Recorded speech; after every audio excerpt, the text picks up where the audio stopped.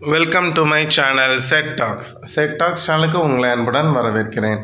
இன்றைய வீடியோ வந்து பார்த்திங்கன்னா மண்டே விலாக் தான். இந்த வீடியோவில் இன்றைக்கான மண்டே விலாக் வரும். அதுக்கப்புறம் வந்து பார்த்திங்கன்னா இந்த வீடியோவில் என்ன டிஸ்கஸ் பண்ணியிருக்கேன்னா, நம்ம கிட்ஸ் வந்து இப்போ லீவ் விட்டாச்சு, வீட்டில் ஃபோனு கார்ட்டூன் டிவின்னு இருப்பாங்க. அவங்களோட ஸ்க்ரீன் டைமை குறைக்கிறதுக்கு நான் என்ன ஃபாலோ பண்ணுறேன் அப்படிங்கிறது, அதுக்கப்புறம் வந்து பார்த்திங்கன்னா என்னோடய எமர்ஜென்சி ஃபண்ட் சேவிங்ஸ் வந்து அதை பற்றின ஒரு அப்டேட்டு. ஸோ என்னோடய எமர்ஜென்சி ஃபண்டுக்கு நான் என்ன மாதிரி சேவிங்ஸ் பண்ணிகிட்ருக்கேன், அதோட ஒரு சின்ன அப்டேட் தான் இந்த வீடியோவில் பார்க்க போகிறோம். நிறைய பேர் வந்து இந்த மாதிரி விலாகாக போடுறது வந்து பார்த்திங்கன்னா ரொம்ப யூஸ்ஃபுல்லாக இருக்குது, போரிங்காக இல்லாமல் இருக்குங்கிறீங்க. ஆனால் டெய்லி வந்து விலாக் எடுக்க முடியுமா அப்படிங்கிறது வந்து கொஞ்சம் டவுட்டு தான். ஸோ எனிவேஸ் நான் என்னோடய பெஸ்ட்டை ட்ரை பண்ணுறேன். ஃபர்தராக நம்ம டிலே பண்ணாமல் இப்போ வீடியோக்குள்ளே போயிடலாம். மண்டே மார்னிங் வந்து பார்த்திங்கன்னா பசங்களுக்கு இன்றைக்கி தான் லாஸ்ட் ஒர்க்கிங் டே. இன்றைக்கி மார்னிங் வந்து வாக்கிங் நான் ரொம்ப நிறைய நேரம் நடக்க முடியல, ஒரு 10 மினிட்ஸ் தான் நடந்தேன். ஸோ 2 நாளாக வந்து பார்த்திங்கன்னா ரொம்ப முடியல, கோல்டாக இருந்துச்சு. ஸோ அதனால் வந்து கண்டினியூஸாக நடக்க முடியல. ஸோ இன்றைக்கி வந்து ஒரு 10 மினிட்ஸ் நடந்துட்டு போய் பசங்களுக்கு வந்து இன்றைக்கி அவங்கள கிளப்பி விடணும். லாஸ்ட் ஒர்க்கிங் டே இன்றைக்கி அவங்களுக்கு. அவங்க எல்லாமே இப்போ பார்த்திங்கன்னா சீக்கிரமே குளிச்சு ரெடியாக இருந்தாங்க, யூனிஃபார்ம்லாம் போட்டு அவங்கள ஸ்கூலில் கொண்டு போய் ட்ராப் பண்ணிவிட்டு அதுக்கப்புறம் தான் வீட்டில் நானும் ஒய்ஃபும் சாப்பிட்டோம். இன்றைக்கி மார்னிங் வந்து பார்த்திங்கன்னா தோசை இட்லி பொடி தான். வடை வந்து என்னென்னு தெரில, ஒரு கிரேவிங்காக இருந்துச்சு. நேற்று தான் வடை சாப்பிட்டோம். ஸோ இருந்தாலும் இன்றைக்கும் ஒரு வடை வாங்கணுமேனு சொல்லிட்டு ஒரு வடை மட்டும் வாங்கிக்கிட்டேன்.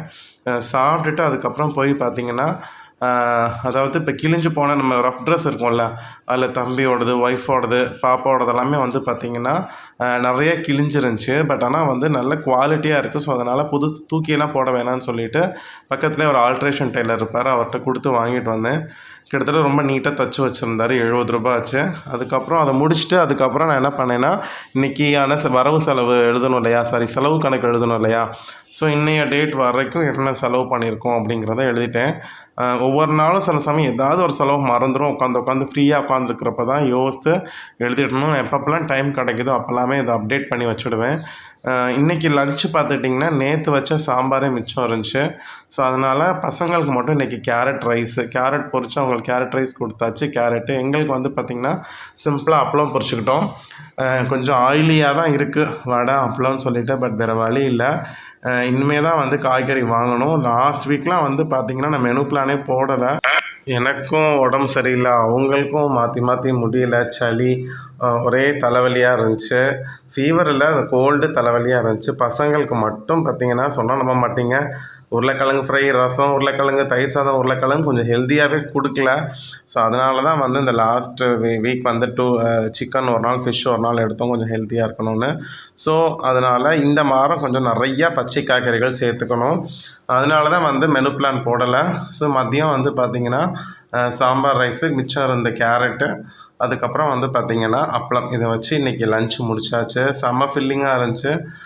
சாம்பார் வந்து இப்போ ப்ரெஷர் குக்கரில் தான் வைக்கிறாங்க ரெகுலராக. அதனால் வந்து பார்த்திங்கன்னா நல்லா கெட்டியாக இருக்குது. ஸோ எனக்கு டெய்லி சாம்பார் கொடுத்தாலும் நான் சாப்பிட்ருவேன். அப்புறம் வந்து பார்த்திங்கன்னா பசங்க ஸ்கூல் முடிஞ்சு இன்றைக்கி வந்துட்டாங்க. இன்றைக்கி லாஸ்ட் ஒர்க்கிங் டே. அவங்களுக்கு வந்து பார்த்திங்கன்னா போன வருஷத்தில் வச்சுருந்த நிறையா காம்படிஷன் கலந்துருப்பாங்களே, எவ்ரி சாட்டர்டே அவங்களுக்கு காம்படிஷன் தான்.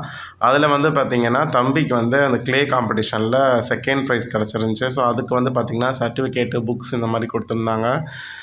அப்புறம் வந்து பார்த்திங்கன்னா இன்றைக்கி ஈவினிங் ஸ்நாக்ஸ்க்கு வந்து பார்த்தா குச்சி சிப்ஸ் அப்படின்னு சொல்லுவாங்க இல்லையா, மரவள்ளிக்கிழங்கு சிப்ஸும் மில்க் பிக்கீஸ் பிஸ்கெட்டும் வாங்கினோம். யூஸ்வலாக பசங்களுக்கு பிஸ்கெட் நான் நிறையா தரமாட்டேன், ரொம்ப ரேர் தான். பாருங்கள், லஞ்சு வீடியோ எடுத்துகிட்டு இருக்கிறப்பே சொன்னாங்க, லஞ்சு ஒரு ஆள் தம்பி அப்படியே வச்சுட்டு வந்துட்டான், சாப்பிடவே இல்லை அப்படின்னு சொல்லிட்டு இருந்தாங்க. கேட்டால் வெயிலுக்கு சாப்பிட முடியல அப்படின்னா. இந்த மில்க் பிக்கீஸ் வந்து 90s கிட்ஸ், நீங்கள் யாரும் சப்ஸ்கிரைபர் இருந்தீங்கன்னா தெரியும். நான்லாம் 90s கிட்ஸ் தான். நம்ம சின்ன பிள்ளையாக இருக்கிறப்ப இந்த மில்க் பிக்கீஸ் வந்து இதே மாதிரி ஒயிட் கலர் கவரில் வரும், இந்த பூ போட்ட பிஸ்கெட்டு. அதான் இப்போ கிளாசிக்குன்னு வந்திருக்கு. அப்போல்லாம் வந்து 3 ரூபா 50 காசு இந்த மில்க் பிக்கீஸ் பாக்கெட்டு. அந்த வேர்ல்டு கப் சமயத்துலலாம் இந்த கவர் சேர்த்தோன்னா 10 பாயிண்ட் கிடைக்கும். 90s கிட்ஸ் நினைவுகள் வந்து பார்த்திங்கன்னா நீங்கள் ஓகேன்னு சொல்லுங்கள், உங்களுக்கு பிடிச்சிருந்துச்சுன்னா ஒரு வீடியோ கண்டிப்பாக போடலாம். 90s கிட்ஸ் நினைவுகள்னு சொல்லி ஒரு வீடியோ போடணுன்னு எனக்கு ரொம்ப ஆசை. இப்போல்லாம் நினச்சி பார்த்துக்கிறது. அதுக்கப்புறம் வந்து பார்த்திங்கன்னா இது 20 ரூபா. இந்த குச்சி சிப்ஸ் பேக்கெட் வந்து பார்த்திங்கன்னா 20 ரூபா தான். செம ஃப்ரெஷ்ஷாக இருக்கும். பக்கத்துலேயே வந்து அண்ணாச்சி கடையில் தான் வாங்குறது. இதுதான் இன்றைக்கான ஸ்நாக்ஸ். 40 ரூபாவில் பிடிச்சிருச்சு. அதுக்கப்புறம் வந்து பார்த்திங்கன்னா ஈவினிங் என்னோடய ட்ரெஸ் எல்லாம் வந்து பார்த்திங்கன்னா மிஷினில் போட்டுட்ருக்கேன்.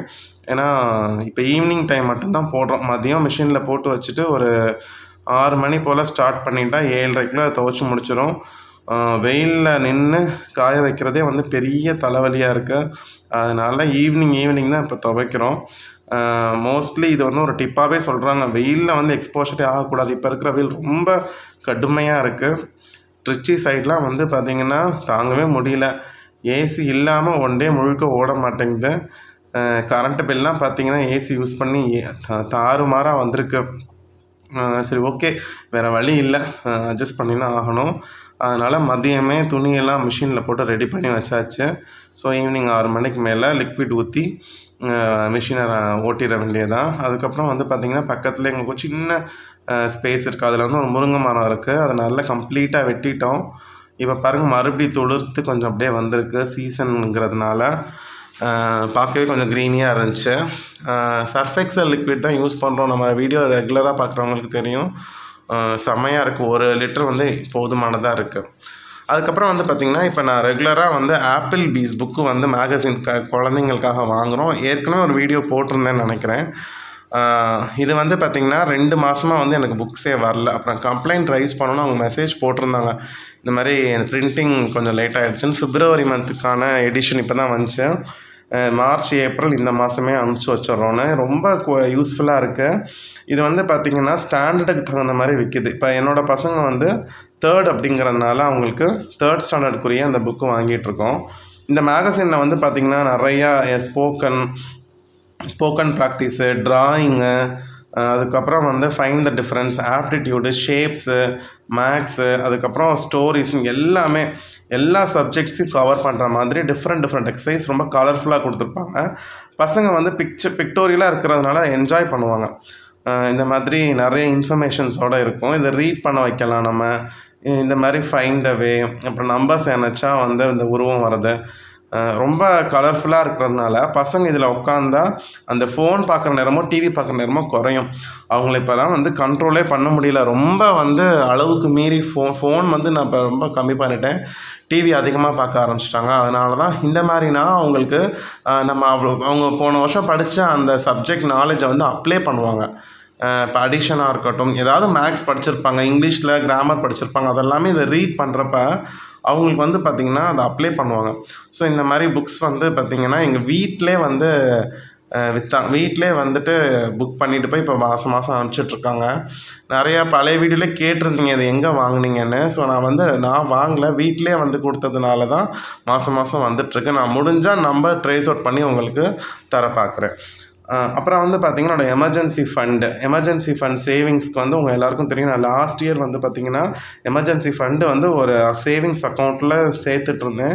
ஸோ ரொம்ப வட்டி கம்மியாக வரும் சரின்னு சொல்லிட்டு என்ன பண்ணேன், அது 1 year ஆர்டி ஓப்பன் பண்ணேன். ஏப்ரல் 2023 ஆல்ரெடி வந்து மாதம் 1000 ரூபாய் 1200 வேறு காசெல்லாம் எமர்ஜென்சி ஃபண்டுக்குன்னு போட்டுட்ருந்தேன். ஒரு மாதத்துக்கு 1000 ரூபாய் 1500 போட்டுட்ருந்தேன். அந்த அக்கௌண்ட்டில் வந்து பார்த்திங்கன்னா நான் 1 year ஆர்டி வந்து மொபைல் ஆப்லேயே வந்து ஸ்டார்ட் பண்ணிட்டேன். ஸோ ஏப்ரல் 2023 ஸ்டார்ட் பண்ணேன். மந்த்லி 1000 ரூபாய் ஆட்டோ டெபிட் ஆகிக்கிற மாதிரி ஒரு குறிப்பிட்ட 4ஆம் தேதி வந்து ஒவ்வொரு மாதமும் 4ஆம் தேதி ஆட்டோ டெபிட் ஆகிக்கிற மாதிரி அந்த ஆர்டி அக்கௌண்ட்டில் போயிடும். மந்த்லி இன்வெஸ்ட்மெண்ட்டாக 1000 ரூபாய் போட்டிருந்தேன். ஸோ கொஞ்சம் எக்ஸஸ் அமௌண்ட் அந்த அக்கௌண்ட்லேயே இருக்கும். ஏன்னா நம்ம சில சமயம் போட மறந்துடுவோம். அதனால என்ன பண்ணிட்டேன்னா ஒரு 10,000 12,000 சேர்க்குற வரைக்கும் அந்த அக்கௌண்ட்டை சேர்ந்ததுக்கப்புறம் என்ன பண்ணிட்டேன், போன ஏப்ரல்லே வந்து ஒரு ஆர்டி வந்து ஓப்பன் பண்ணிட்டேன். அதாவது ஆட்டோ டெபிட் ஆகிற மாதிரி. ஸோ அப்போ 12,000 பணம் இருக்குன்னா அடுத்த 12 மாதத்துக்கு அதுவே 1000 வந்து என்ன செஞ்சிடும், நம்ம அக்கௌண்ட்லேருந்து சேவிங்ஸ் அக்கௌண்ட்லேருந்து டெபிட் ஆகி ஆர்டி அக்கௌண்ட்டுக்கு கிரெடிட் ஆகிடும். நம்ம மேற்கொண்டு அடுத்தடுத்த மாதம் 1000 ரூபாய் 1200 போட தான் செய்வோம். ஸோ அமௌண்ட் எக்ஸஸாக தான் இருக்கும். அந்த மாதிரி ஒரு ஆர்டி ஓப்பன் பண்ணி ஏப்ரல் 2023 ஸ்டார்ட் பண்ணி இந்த ஏப்ரலோடு அது மெச்சூர்ட் ஆகிடுச்சு. அப்போவே வந்து நான் ஆப்பில் கால்குலேட்டரில் போட்டு பார்த்தேன். ஆர்டி கால்குலேட்டரில் 6.3 இன்ட்ரெஸ்ட் வந்து ஆர்டிக்கு எனக்கு தெரிஞ்சு கொஞ்சம் ஹை தான். அதனால தான் வந்து 415 ரூபா கிட்ட வட்டி கிடைக்கும். மொத்தம் 12,415 ரூபா வந்து மெச்சூரிட்டி அமௌண்ட் கிடச்சி இப்போ இந்த மாதம் வந்து என்னோடய அக்கௌண்ட்டில் சேவிங்ஸ் அக்கௌண்ட்டில் அது கிரெடிட் ஆகிடுச்சு. இதே நம்ம நார்மலாக விட்டு வச்சுருந்தோம்னா இவ்வளோ அமௌண்ட் வட்டி கிடச்சிருக்காது. நம்ம பாட்டுக்கு ஒரு ஆர்டியை 1 இயர் ஆர்டியை வந்து ஆப்லேயே வந்து ஆக்டிவேட் பண்ணி விட்டோம்னா அது பாட்டுக்கு 12 மாதம் எடுக்கும், வட்டி கிடைக்கும். முடிஞ்சதுக்கப்புறம் அப்படியே மெச்சூரிட்டி அமௌண்ட் வந்து அக்கௌண்ட்டில் விழுந்துடும், சேவிங்ஸ் அக்கௌண்ட்டில் விழுந்துடும். ஸோ அதுதான் இப்போ ஒரு 12,415 ரூபா 415 ரூபா வட்டி சேமிச்சிருக்கேன், அவ்வளோதான். மறுபடியும் ஒரு ஆர்டி ஓப்பன் பண்ணலான்னு இருக்கேன் நான். எனக்கு கொஞ்சம் 6,000 ரூபாய் கொஞ்சம் எக்ஸ்ட்ரா இருக்குது. அதுக்கப்புறம் 6 மாதம் போட்ட அமௌண்ட் அப்படியே இருக்குது. ஸோ எமர்ஜென்சி ஃபண்டோட சேவிங்ஸ் அப்டேட் இது தான். இதுக்கப்புறம் நான் எமர்ஜென்சி ஃபண்ட் ரிலேட்டடாக ஏதாவது நான் செஞ்சேன்னா உங்களுக்கு கண்டிப்பாக சொல்கிறேன் ஃப்ரெண்ட்ஸ். இந்த வீடியோவை இங்கே முடிச்சுக்கிறேன். இந்த வீடியோ உங்களுக்கு பிரயோஜனமாக இருக்கும்னு நான் நம்புகிறேன். இந்த வீடியோ உங்களுக்கு பிரயோஜனமாக இருந்துச்சுன்னா மறக்காமல் உங்கள் ஃப்ரெண்ட்ஸ்க்கு ஷேர் பண்ணுங்கள், கமெண்ட் பண்ணுங்கள், லைக் பண்ணுங்கள். வீடியோவை லைக் பண்ண மறந்துடாதீங்க. அடுத்த வீடியோவில் பார்க்குறேன். Bye friends.